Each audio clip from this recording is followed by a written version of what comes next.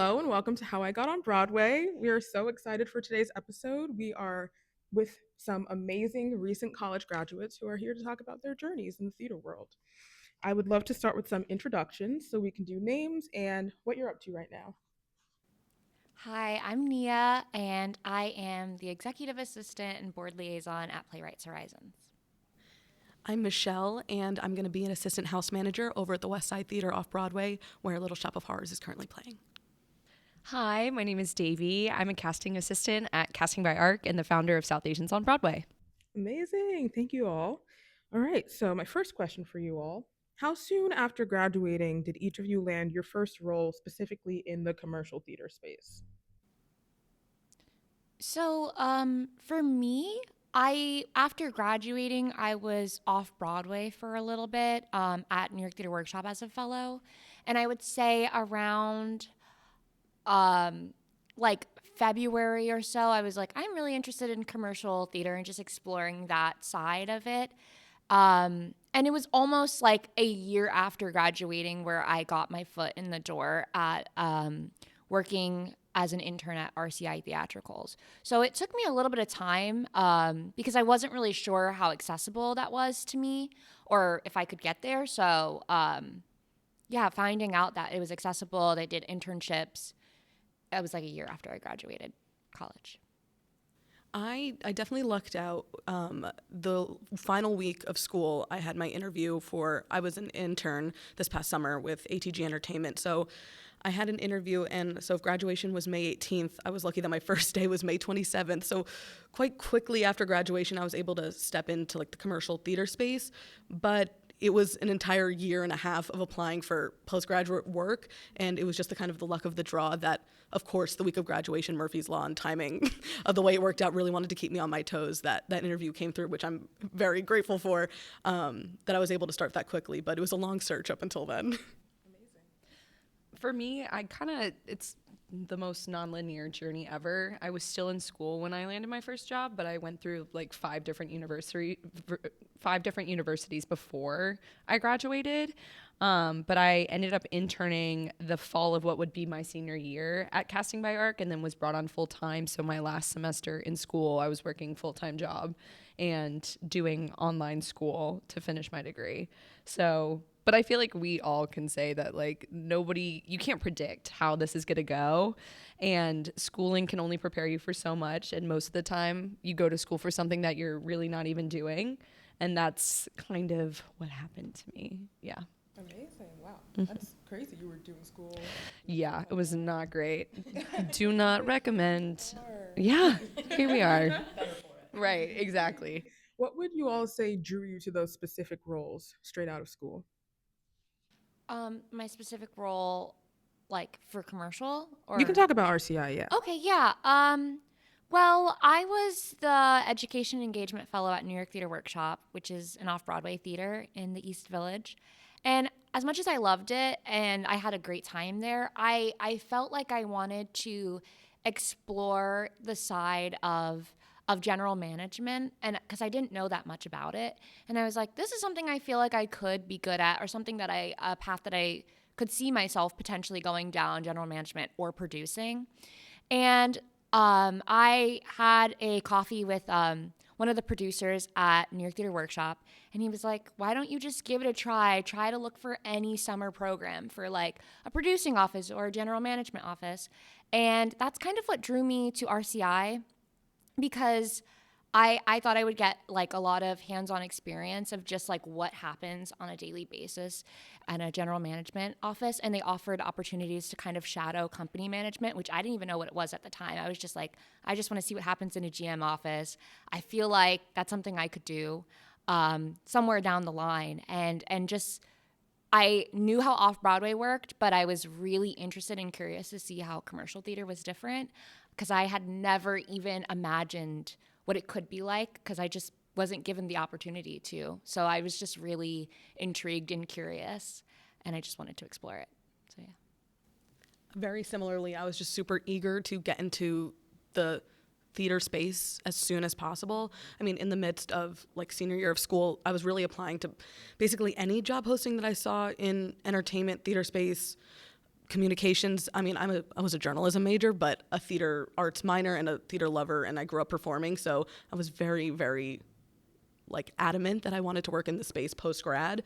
And I saw a job posting on Indeed of all places for a theater operations intern with with Jujamson, which is now ATG Entertainment, but I recognized the name Jujamson, and I randomly followed them on Instagram for many years. I was a fan of a lot of the stuff they were putting out. I'd seen practically all the shows on Broadway. Luckily, I was a big fan growing up, and my grandparents took me in to see theater. So I knew the name, and I was like, what do I have to lose by applying?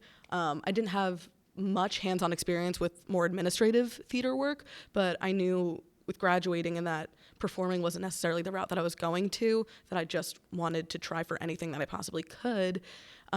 So yeah, I threw my hat in the ring just because I was so eager to be involved in the community, and luckily it stuck.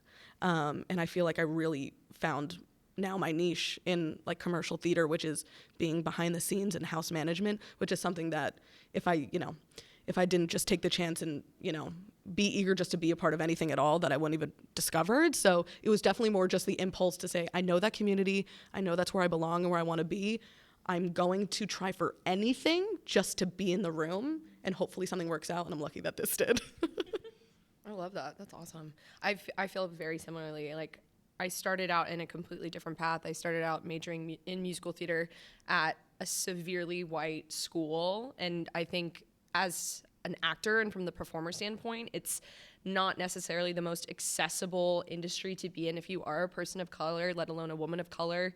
And I went to school during the pandemic when it hit my freshman year, and I think that did a lot of things for everybody who was, majoring and studying in the creative space, that I lost all the passion that I had for performing. And, I booked a show my sophomore year that took me out of school, and that show happened to be centered around being a half white, half Indian girl, which is something that is really never been done in the American theater repertoire.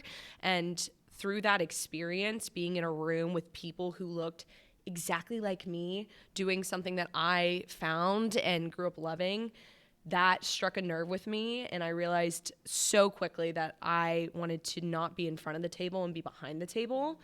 And I also think that the height of the, like Black Lives Matter and COVID, all of that, the idea of diversity, equity, and inclusion was being used against in the worst way possible.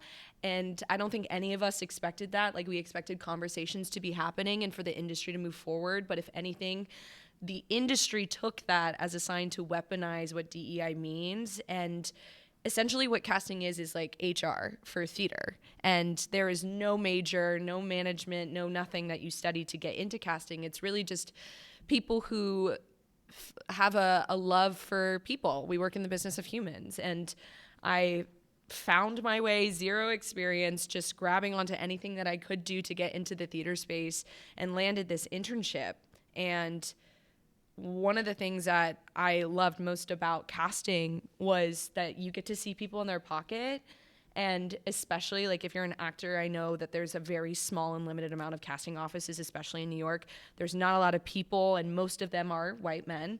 But I remember doing an audition for Life of Pi and like working as an intern, and someone came up to me before I came in the room. They're like, I've literally never seen anybody who looked like me to bring me into a room about a project about me. And I realized that like that is exactly what I need to do. Like, I want to be in casting for as long as I possibly can be, to help bring people into their pocket, and people that deserve to be there, not because of the resources they were handed when they were born, but because they have what it takes. So, yeah. Amazing. Yeah. It's wild to think about the idea of equity, diversity, inclusion in the theater space, because I think when you're not in the theater industry, it seems like one of the most welcoming industries there could be. And then once you're in there, you're like, oh, right, I'm the only one in this room. Oh, right, these people don't actually care about diversity. They are just looking for a face of diversity without putting in the work to make sure people are actually in their pocket and being utilized the way they should be, because they're so talented and should be recognized for that. What are some other unexpected things that you all ran into as you were joining the theater industry workforce? I feel like that was the most unexpected for me personally, I think that I grew up in a very diverse place. I'm from New Jersey. Where I am from in New Jersey, super diverse. Like my school, I was just around every single person you could imagine. And my first like 2 experiences, jobs after like graduating college, I was just so shocked how it felt like being at a PWI. And I think that was very jarring to me. And I think that was like out of all the unexpected things, I think that was the most unexpected because I was dealing with things I didn't even realize could be possible for me, like imposter syndrome. I never really experienced it like ever. And then I'm like, oh, like I'm in this space. Do I deserve to be in this space? Why me? Like, am I doing the right things? And I think even sometimes in my role now, like in being like in a position where I interact with the board a lot, I interact with patrons a lot, and things of that sort, it's like really obvious to me that like behind the scenes, there's just not enough people who look like me or just people of color in general. And I think that's the most unexpected thing to me because I think that sometimes in shows, you know, like there's an emphasis on casting diverse cast members and just kind of putting that front facing kind of like, see, we are diverse. And then behind the scenes, there's people who are just like all white, making decisions and things for people who they don't even look like, which is that was definitely jarring for me. Where, yeah, I think that was like the most jarring thing for me. I'm not really sure if there's anything else that I thought was unexpected, but that was the most one. I kind of had like a weird reverse experience of I was very lucky that this first internship that I had out of school was a very like female heavy space, which I was really excited about. And there were a lot of people at that company who really took me under their wing and were incredibly informative but also like alternatively honest that this is not the norm. So I think that was maybe the shock factor of I was having a very beautiful experience where a lot of the house managers that I was working with on the day-to-day, where I got to go to Broadway theaters and work with these people and shadow these people. And it was a lot of women, non-binary people, which was just so lovely. And then having to sort of have that reality check of we're incredibly lucky that this is the environment that we're working in, but not all spaces are like this, nor are they as inclusive, nor are they as equitable, nor do they like take the time to like value and appreciate and help grow with young employees, which was luckily the case that I found myself in. But just I heard some horror stories from people like at former internships that they had where it was just, you know, people absolutely, you know, terrorizing them or, you know, not treating young women correctly. And so I'm lucky that's not the experience I had, but knowing that I was lucky enough to have it, now it's very much that responsibility of like anywhere I go going forward, I would very much like to carry that because, I mean, how grateful can I be that I had a good experience where clearly so many people don't. So I, you know, would very much like to continue with more equitable spaces and kind of taking, what they had taught me and making it that kind of space elsewhere. Yeah. I think what shocked me the most was the politics of the industry and like how the business actually operates. I feel like for all of us, we get to interact with, I interact with GMs and producers and directors and choreographers, and it's so fun to get to see how a show is properly created. And I think that that's part of the reason why we all went into this, you know, industry to see how the magic, you know, is made.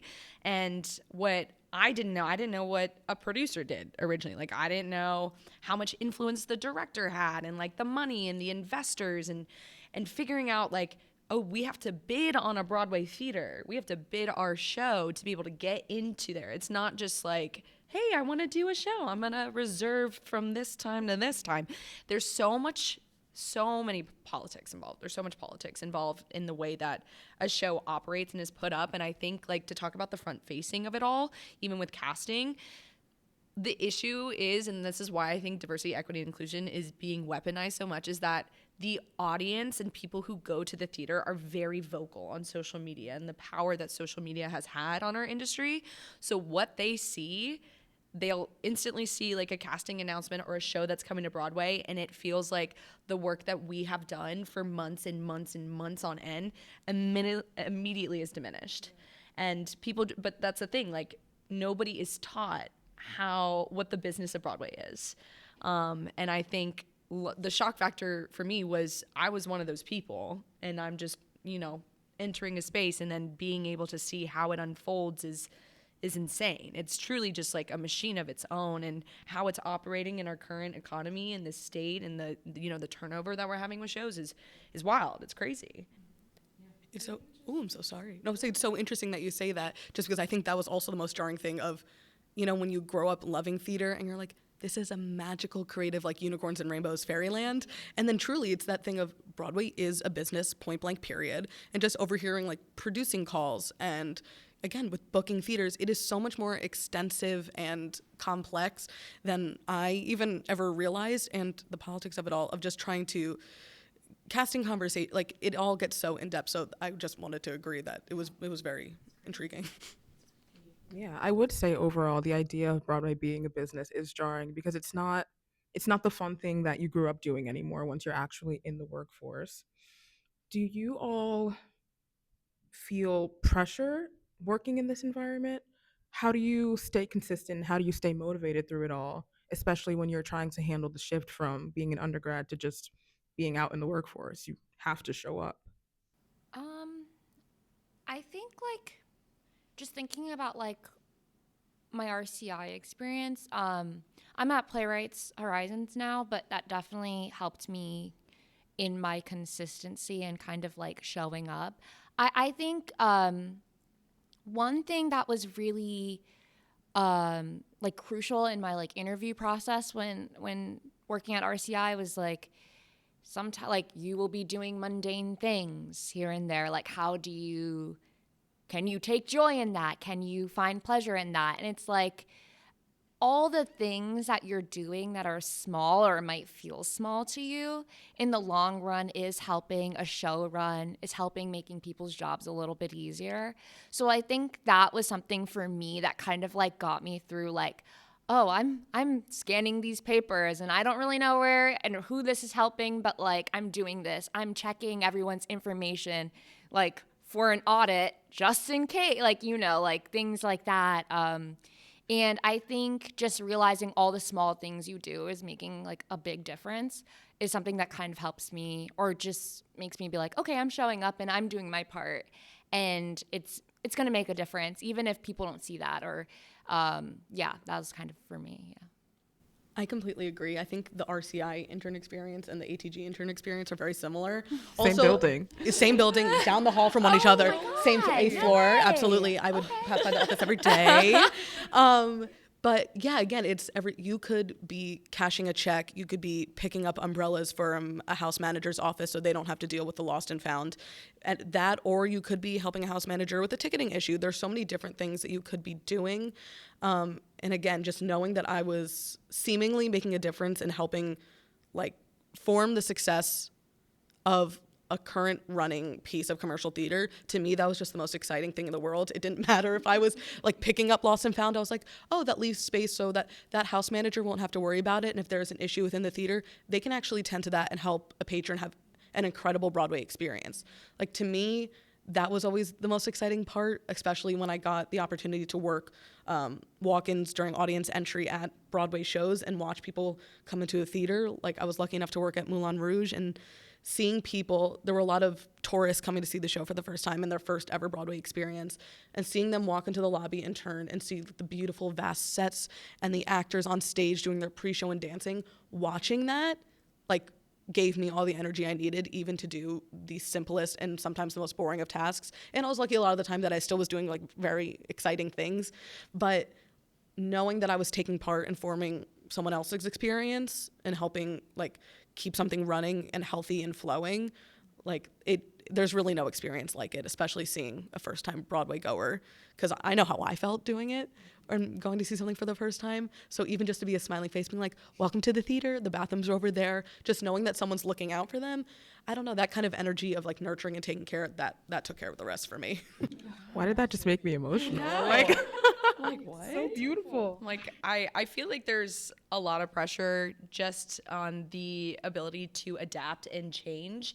From my industry specifically, and I think actually this is applicable to all of us, but every project is different. We work with creative teams that are different, and it's being able to interact with those personalities and ideas and politics and being able to, you know, understand what your place is. Like casting, we are consultants. We are not the producer. We are not making all the decisions, but it's something that we always have to be 5 steps ahead. And that added pressure is terrifying. And starting out in the industry where you're, you know, doing the errands and doing the printing, and that is where they say that most people break.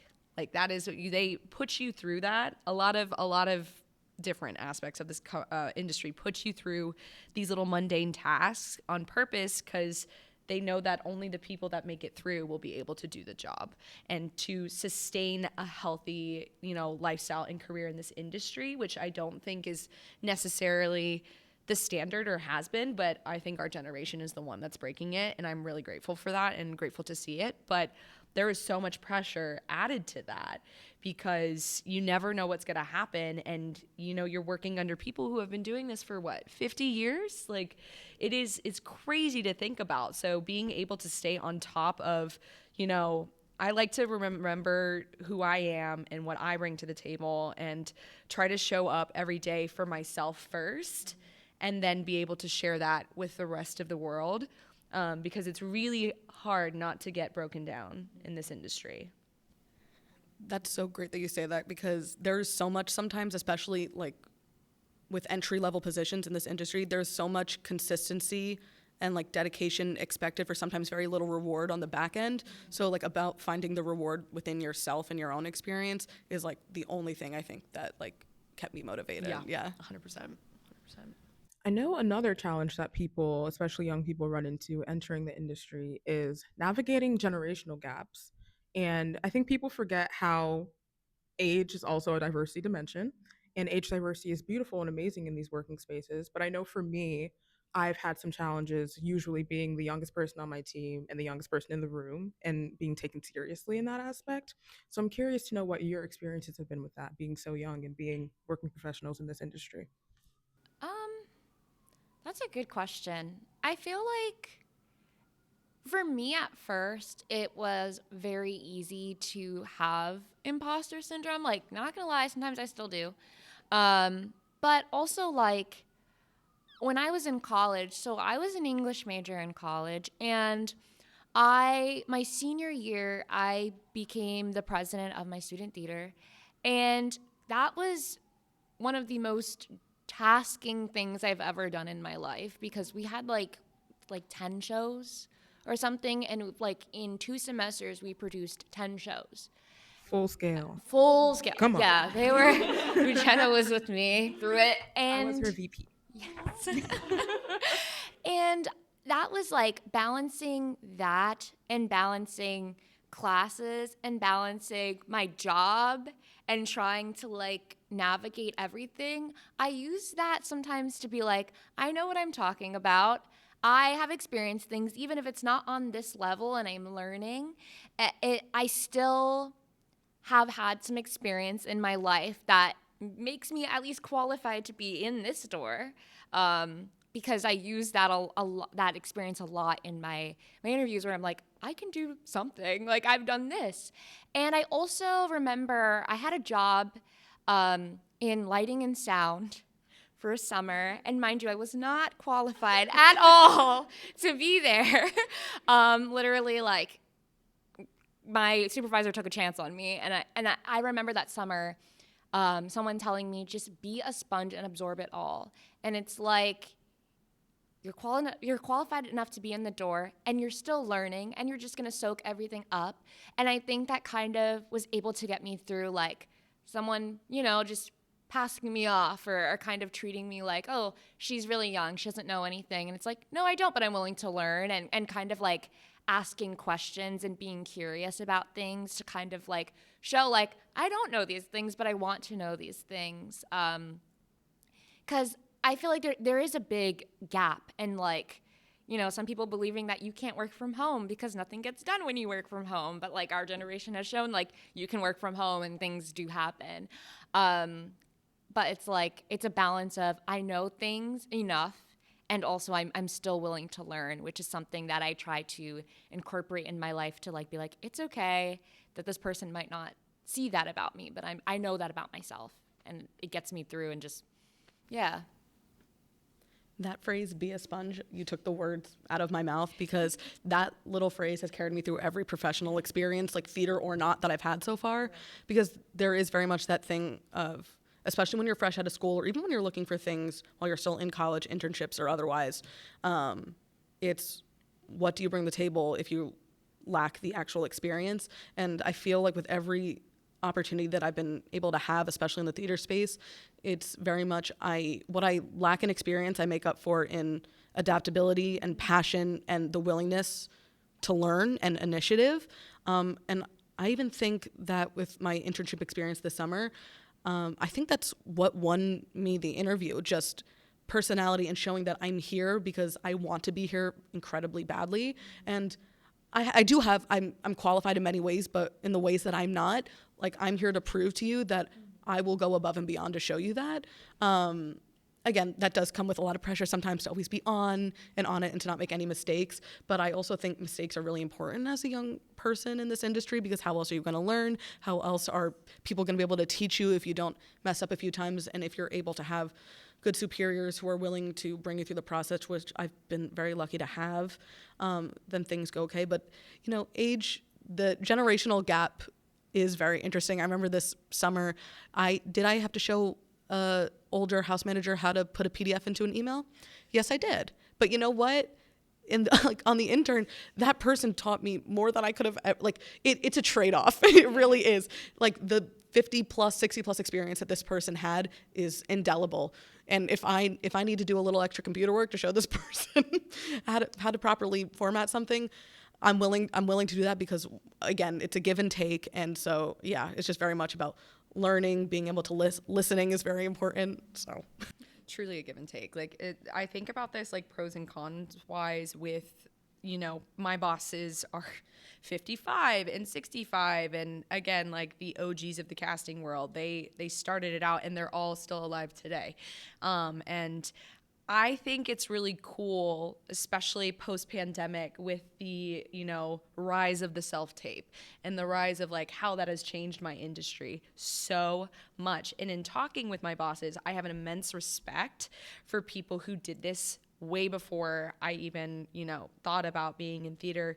And like, I talked to my boss the other day, and he's like, I remember when we were auditioning for Dreamgirls, and I heard of Jennifer Hudson, but there were no self-tapes. Like, it was like she sent a letter and we brought her back in, and she's the one that booked the job and she won the Oscar. And like hearing about how they used to do it back in the day and how headshots were mailed to casting offices and they would go through them. I'm like, Lord, I don't even know if I could have the patience to do that.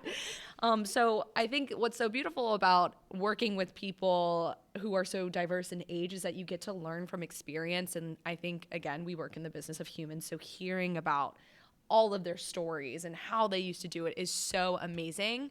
The one tricky part about the generational gap is that as times are changing, I keep bringing up diversity, equity, and inclusion, but I think it's just so relevant in these conversations that talking about the way we talk about people is something that falls on the younger generation. And unfortunately, I have the mindset that I don't think that the industry will be perfected in my lifetime. I don't think we will be completely equitable before the day that I die.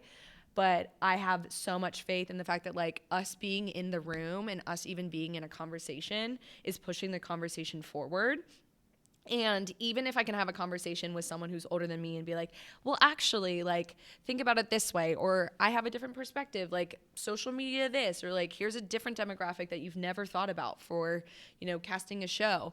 to challenge ideas and to bring that to people who have been doing it forever is so important. And I think that's going to be an ongoing battle for the next couple of years while the industry is changing, but definitely a difficulty that I feel like we all see. And sometimes it's so frustrating. It's so frustrating having conversations, but again, just like having to center yourself and be like, okay, that's fine. Like, I'm here for a reason, and my ideas will be brought to the table sometimes. Will they get pushed forward? Sometimes no. But the fact that like they're being thought about and in conversation and changing the minds of the older generations is important. Can I, like, you kind of brought up a conversation I was having with someone yesterday. I was at an early career panel yesterday, and I now work in a little bit of the development department, which is not like Broadway at all, because you need those funders and patrons. And someone was like talking about like kind of like, oh, what, like a little bit hesitant to get into that world. And I was saying something of like, be the change you want to see. Like, us being in this space, even with like a generation gap or an age gap, it's like we have to be in these spaces now to kind of like create the world in which we want to see. Yeah. 1,000%, which like, I think that's why the whole weeding out of the intern process of what the mundane tasks you have to do, I really do mean this, and I hope it's not rude, but you have to have thick skin to be in this industry. And as much as I never wanted to hear that and never wanted to believe it, like, you build it immediately. And I know, like, I have so many friends who are not on the business side of the industry, and in talking with them, they're like, you seem like you're 45. And I'm like, I'm not 45, but we have to build ourselves up, and it's not even imposter syndrome. It's like, you have to absorb like a sponge, grab everything, and become a wealth of knowledge to be able to do this, because something that the older generation does not also believe in is the power of the multi-hyphenate, which is something that I will always preach about. And I preach about that because, I mean, the three of us are women, and we have to do so many different things because we're not let into spaces. So being able to, like, I'm going to do a producing internship, I'm going to do a casting internship, I'm going to shadow the box office. Like, I'm going to learn everything that I can to be able to be so well equipped so that when it comes to the interview for the big job for these people who have been doing it forever, you can be like, you could hire someone who you've known who like worked with you with one job, but look at the wealth of knowledge that I have. And that is a conversation that happens all the time. And I wish it wasn't like that. I wish we could just show up and be ourselves and have that one internship and be like, I did this and I really want to continue in this field. But unfortunately, that is not how the world works. It's not. No, it's so important you say that, because I feel like, especially as young women, there is an expectation that if you don't know everything, you can be very easily discarded. It's like, you have to be able to do everything, do it well, and sometimes not complain. But I don't know. I think it's important now that we are in the positions that we're in to help further inform what like our entry level positions will become in the future. So it's very interesting. Yeah. Let's talk about your current positions. Can you all go through kind of what your day-to-day looks like and what you're doing now? Yeah, so I am two jobs in one, executive assistant and board liaison. So I am the assistant to the managing director. And my days very, very much vary. So it's a lot of scheduling, making sure that the managing director has what she needs, making sure the meetings that she needs on her calendar are there. And also, I work a lot with the board. So I'm scheduling their committee meetings. And, if they have any prospects coming in, I'm scheduling those meetings as well. So I feel like I'm just like a hub of scheduling. For most of the day, I'm like on my computer or in email, just being like, hi, hey, answer my email. Let's schedule this meeting. And then I'm just kind of like tracking, making sure she's doing what she needs to be doing. Sometimes I have projects that I need to work on here and there, but I'm usually scheduling. But we have board meetings as well. And I kind of take on a lot of the logistics for that. So we had a board meeting yesterday, and I was running around, getting the things that I need to do, make sure the tables are set up, printing all the paper. I like to think of myself as a support for like the executives overall, because I'm working with a lot of it's a lot of cross-departmental. I write a board newsletter each week that goes out, and I just update the board on everything that's happening in the theater, anything they need to know about. I am in software sometimes. I know ticketing. We use Tessitura. I'm in there. I'm not software friendly though. I am like, no, but I can do it if I have to. And I feel like those are a lot of the day-to-day that I do. I'm really on my email like 8 hours a day, always pulled up. And I also attend the individual giving kind of like development events. So surrounding shows, I'm there kind of making sure that the managing director's there, and whoever she needs to speak to, I'm making sure she speaks to them. But yeah, that's usually my day-to-day of my job, just smiling and hoping emails find everyone well. So actually, begin my job this upcoming Tuesdays, which is very exciting. So I'll be an assistant house manager for the Westside Theatre off Broadway. So it's a lot of, this is sounds so silly, assisting with house management.